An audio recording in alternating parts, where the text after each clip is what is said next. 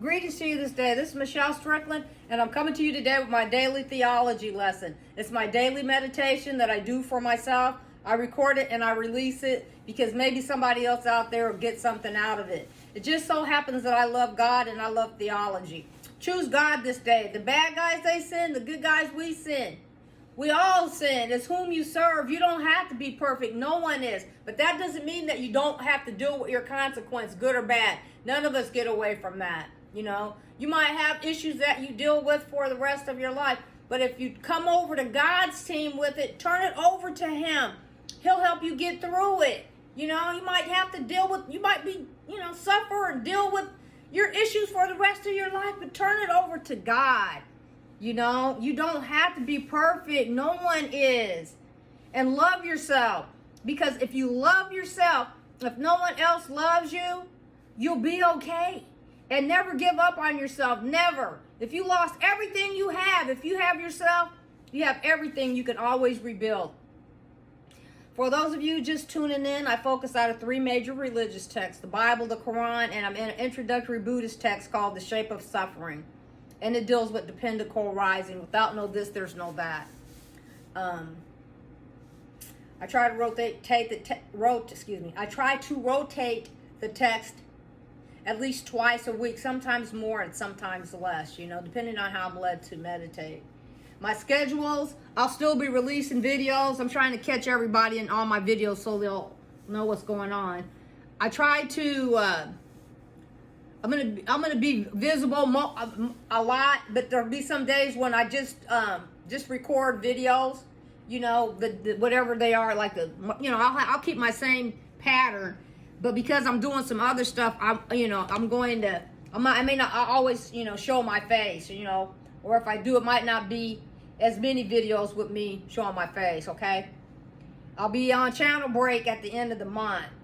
So I really won't be doing a whole lot, while I'm on channel break. And I set my schedule out, as I mentioned in some other videos, a year and a half out. And I'm keeping a channel schedule so that I can always have time to devote to the things that I need to do in my personal life. So I want you to know that I appreciate you, and I'm going to open up Mark chapter 14.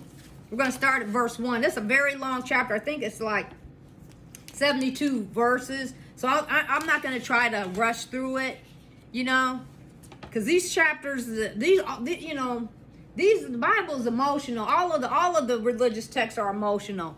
But this section that we're dealing with is particularly triggering for me because it's the different disciples in the New Testament, account and recollection of what led up to, to Christ being sacrificed, And that's one thing that I want to find out the truth about too. And I mean that. What really happened to him, There's been so much deception on this earth about everything, and I want the truth about it. But right now, I'm not going to focus on that. Okay? So Mark chapter, if I said 13, I didn't mean that. Mark chapter 14, verse 1. After 2 days was the feast of the Passover and of unleavened bread, and the chief priests and the scribes sought how they might take him by craft and put him to death. It's interesting how, everything is leading up to Christ's sacrifice, and it's like the chapters that I'm in are leading up kind of to the time frame that we acknowledge his sacrifice. It's really something to me how God allows certain things to happen in our lives, the synchronicities. Okay. Anyway, I'm gonna start that over because I just want to make sure that I might not read too many verses. After 2 days was the feast of the Passover and of unleavened bread, and the chief priests and the scribes sought how they might take him by craft and put him to death. Now that's treacherous.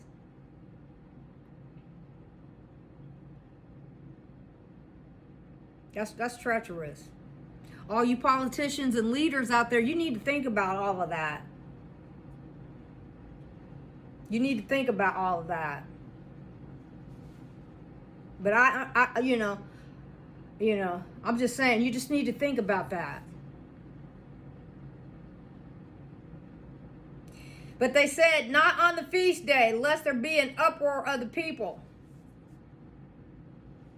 See, that's what I'm saying. That's why I must be slow with this, because this is very emotional for me, because I'm a targeted individual. And when I walk out that door, I just pray I come back.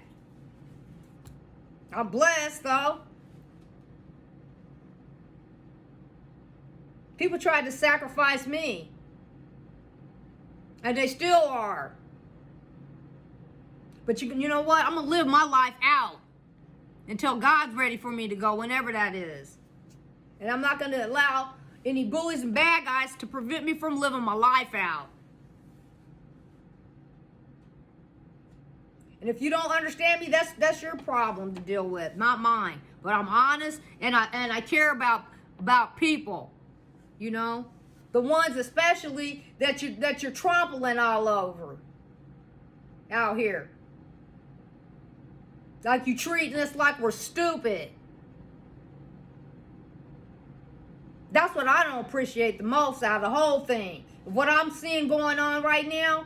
And I came out here because the Heavenly Host chose me. I show you photos. I'm not messing with them. Y'all don't realize how serious this is. People just, you don't realize how serious it is. If you did, you wouldn't be acting like this. I swear to God, you wouldn't be acting like this if you really, really believed. Some of you folks out there that claim you believe, do you? Do you? When something bad happens, do you keep your faith or do you lose it? And being in Bethany in the house of Simon the leper, as he sat at meat, there came a woman having an alabaster box of ointment of spikenard, very precious, and she brake the box and poured it on his head. Now he was around a leper. That's what it just said. Eating. What does that say?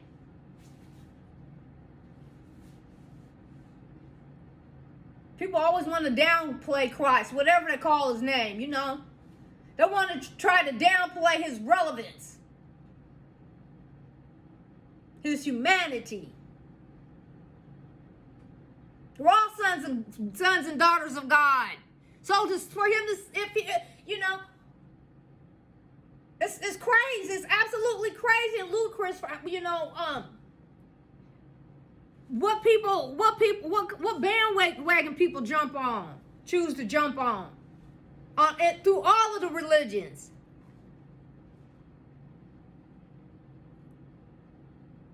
When the three major ones related to him.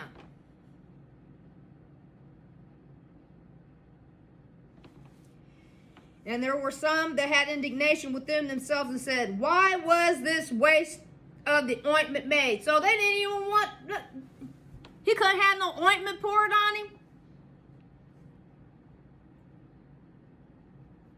That's how people are. When they get something, or when they see somebody else get something, why you get it? Why are you questioning why they got it? Maybe they worked for it. Maybe if they did, maybe they deserve to be treated special.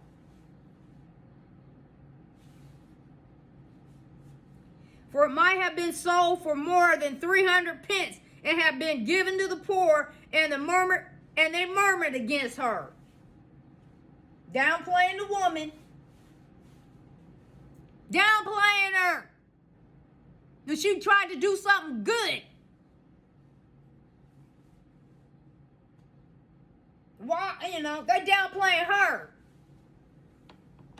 Everything they found some reason to complain about. I know I've met a lot of people like that. I have. Worried about other people's stuff. When they need to be looking in their own house. Their own everything. tending their own businesses. Wonder how you got this, how you got that, how you do this, and how who, it's not yours, so why do you care? Why? I'm going to stop it right there at 5. I'm going to pick it up. This is good.